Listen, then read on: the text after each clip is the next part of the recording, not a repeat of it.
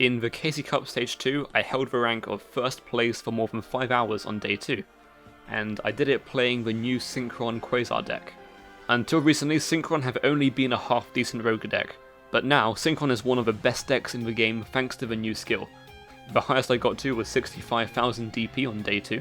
I could have stopped there, not played day 3 and guaranteed a gold icon, but I wanted to win the Casey Cup to qualify for Worlds. I ended up dropping a bit on day 3, but I'm still happy with how things went on day 2, and finishing top 100 is pretty nice. This video will showcase the deck that I played, as well as how to play the deck going first, going second, and playing around DD Crow.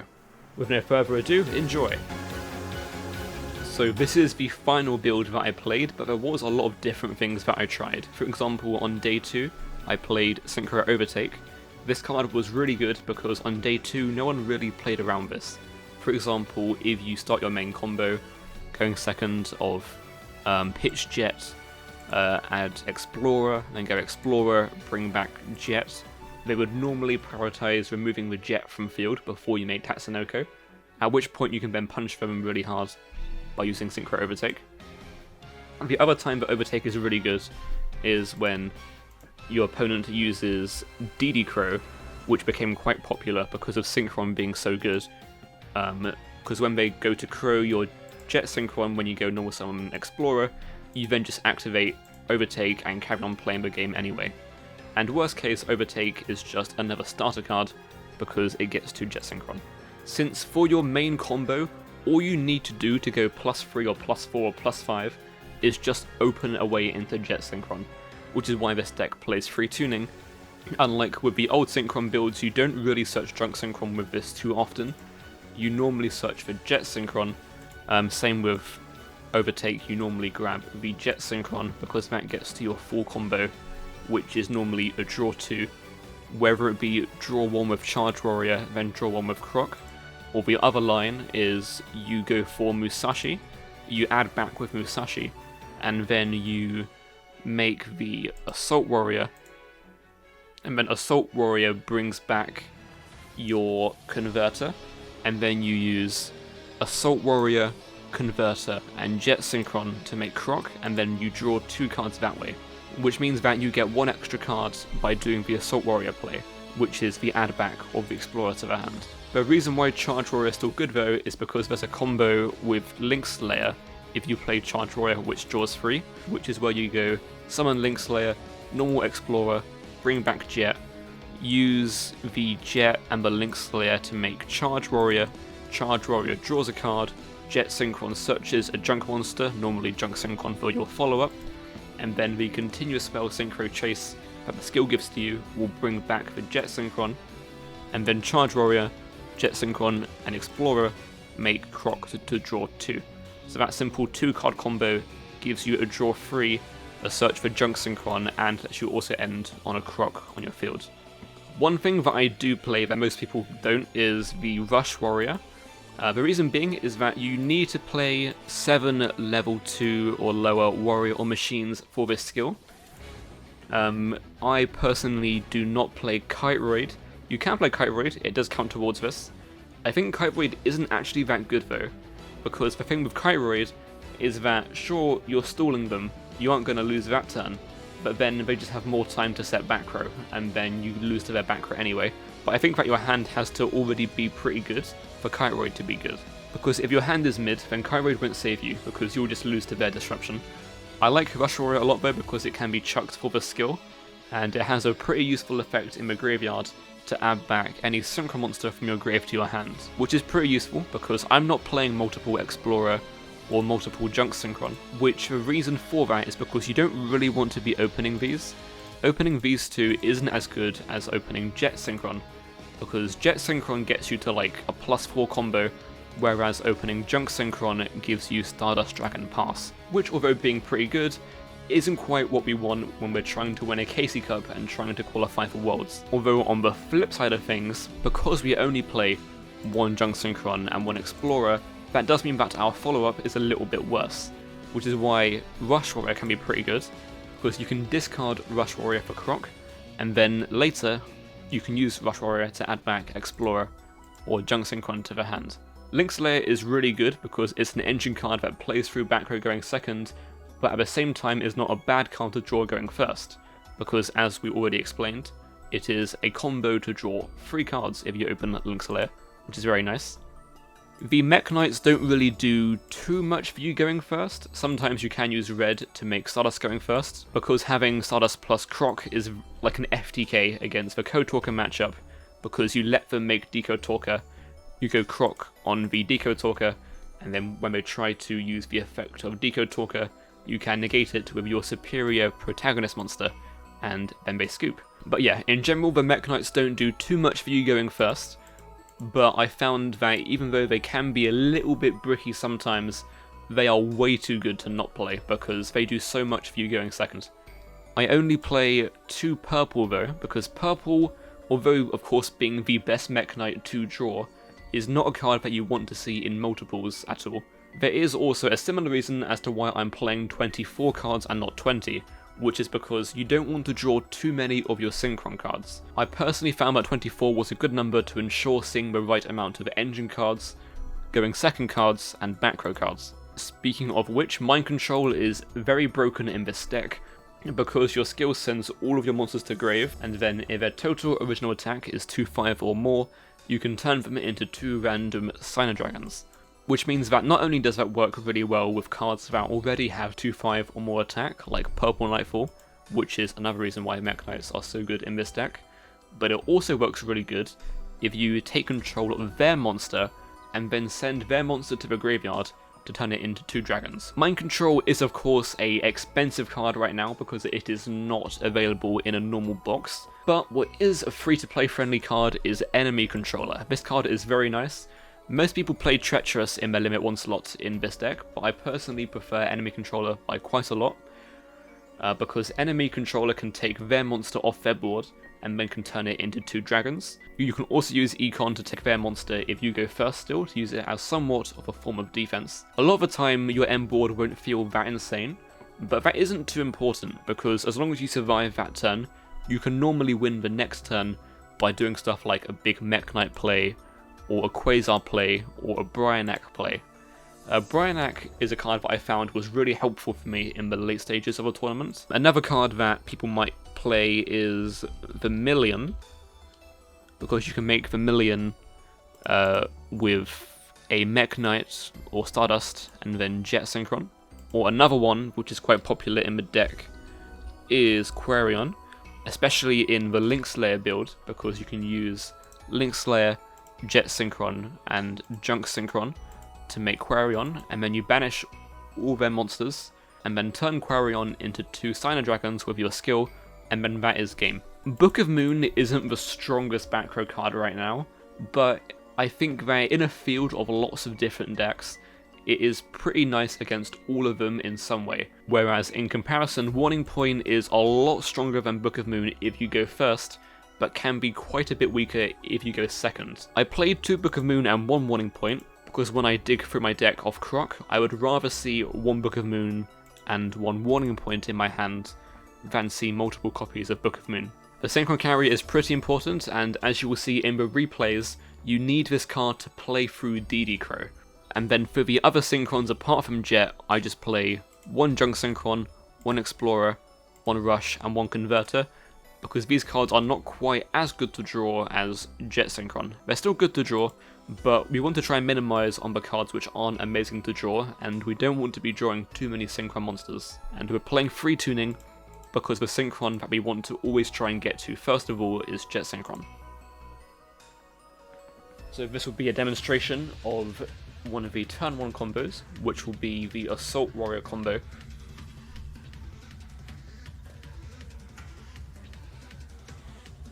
I didn't end up playing Assault Warrior right at the end, but it was what I played mostly on day 2, since I wasn't playing Link Slayer, and I think that if you are not playing Link Slayer, that this is the combo that you should be doing.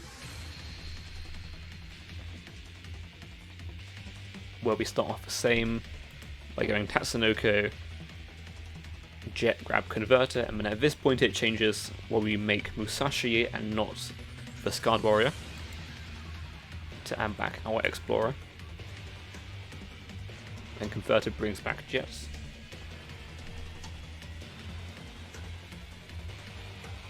And these two make Assault Warrior. So then Chase brings back Jet, Assault brings back Converter, and then now we get to draw 2.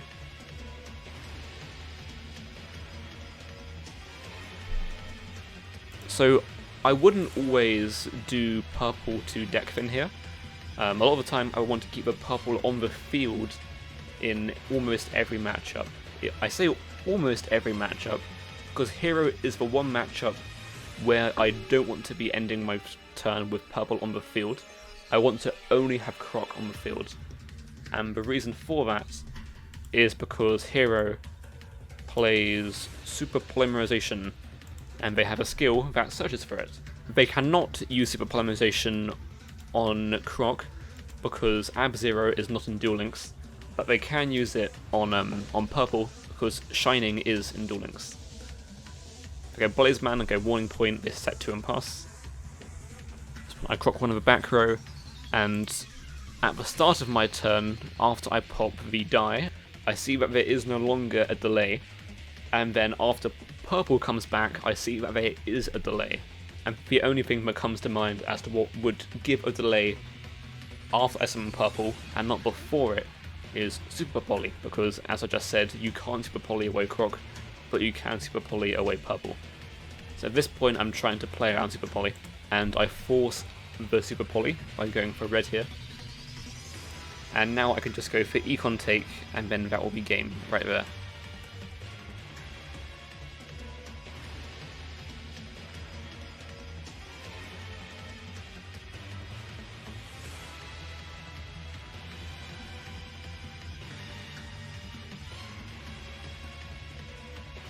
This was a bit of a different build, trying DD Crow, no Link Slayer, and playing a bit more traps. So against Phantom Knight here, if they're going to do the combo, we can fast forward this a little bit. They go pitch, draw, search, grab boots, gloves, boots, make Levier, bring back Cloak, summon Greaves, that makes a Dark Rebellion. We can then detach 2 to grab a rank up spell. We can then rank up into Requiem. And 1 back row and pass. So they only have 1 back row, but Requiem is a monster negate that destroys. So what I do here is I go set tuning and then summon red in the same column, because there's 2 things in the same column, and then afterwards I activate tuning. And the reason why I'm doing all of this is because before I commit to any sort of play, I want to first be able to make Stardust Dragon to have a negate for Requiem. Because if I just start with a normal pitch jet, add Explorer, I would immediately lose the game to Requiem negating and destroying the Explorer. So here I go jet from grave first before having to commit to my normal summon. So now I can make Stardust Dragon, and because I've now made the Stardust Dragon, I can now safely commit to my normal summon. Well, not fully safely, there is still a back row card, but at least now I have somewhat dealt with the threat of a Requiem.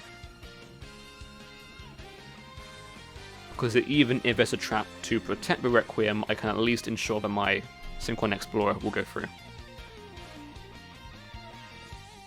So we go Explorer, target Jet, we go Requiem to try and negate Explorer, and then I can chain the Stardust Dragon to negate Requiem.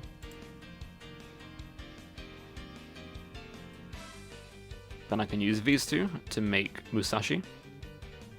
Sorry, target Junk I mean, not Jet, because our Jet had to be banished because we're summoned back via its own effect.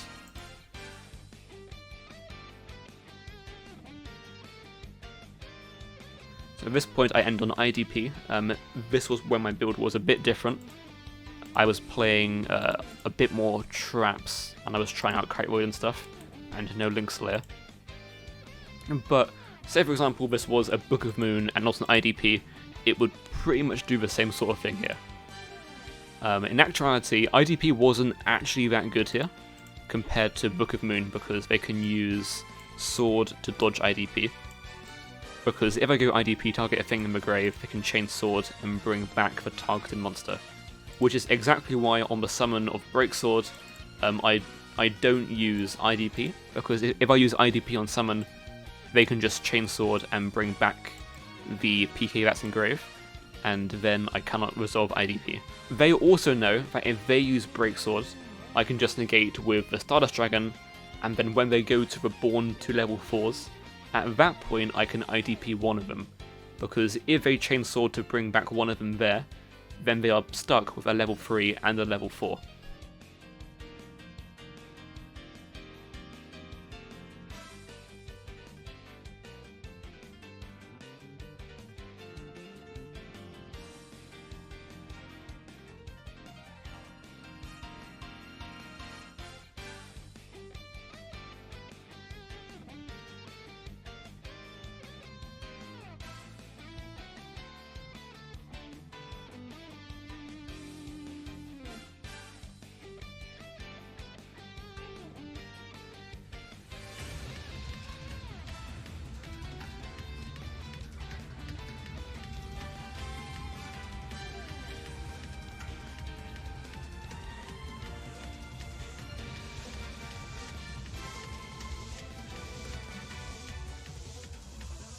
And now we can make our Quasar Dragon and attack the game, because Quasar can attack twice.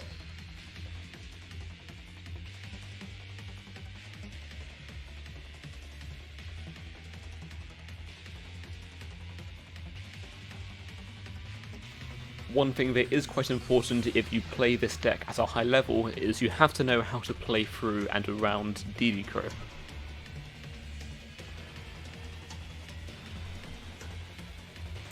So I'm going first here into what I can assume is likely a mirror match. My deck list here is Mekk Knights playing 3 Warning Point. So first of all, how can we check that they might have Backrow here? So what we're going to do is we're going to go use the skill, pitch Drunk Synchron, add carrier, set the skill, and then we can normal summon carrier, and at this point we can see that there would be a delay if they have Crow, and there wouldn't be a delay if they don't have Crow.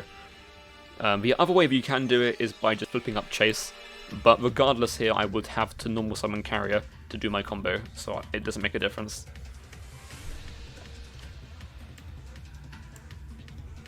Because if I were to pitch Jet Synchron, add Explorer, and then activate Chase, at that point if they have Crow I have already committed to playing into it. So I had to search carrier here preemptively, because even if they didn't have Crow here, it just means that I end on one less card in my hand, pretty much. So it was definitely worth searching carrier here to play around Backrow. So here, after normal summoning the carrier, I do see a delay, so I know that they have a Backrow in their hand. So I go normal summon Jet, those two then make Tatsunoko, Jet can grab Converter. I go Chase, and then I synchro off to make Scarred Warrior, and I go Chase target Tatsunoko, Converter target Jet Synchron. Because this then means that if they use Backrow on the Jet Synchron, I can bring back Tatsunoko and make Stardust Dragon with a Warning Point and purple, which isn't the worst end board through Crow, because it means that they can't MST Warning Point. They do Crow on Tatsunoko, which I think was not correct to do, but because they did that, it means that I can use Scarred Warrior and Jet to make Assault Warrior, and because we pitch the Drunk Synchron, we can now bring back Drunk Synchron and make a Croc, which will only be a draw 1. And you'll see we only end on 1 card in hand here, but it does mean that after I search a Mekk Knight with purple in their turn, I then have 2 cards to pop if I want to. Here, Cosmic for Warning Point, pitch Jet, add Explorer.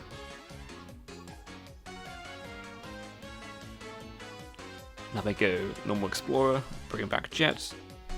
At this point I use purple to search blue, and on resolution I use Croc to pitch both to pop the Explorer. There's 2 reasons to not pop the Jet here, one of which is to not get punished by Synchro Overtake, And the other reason is that they can just reborn Jet, and then if they already have a converter in hand, they can make some plays. So it is a lot more risky here to pop the Jet Synchron. And now we just have a game with Junk Synchron. But they have another Crow. And because they use Cosmic Cyclone, we have game with these anyway.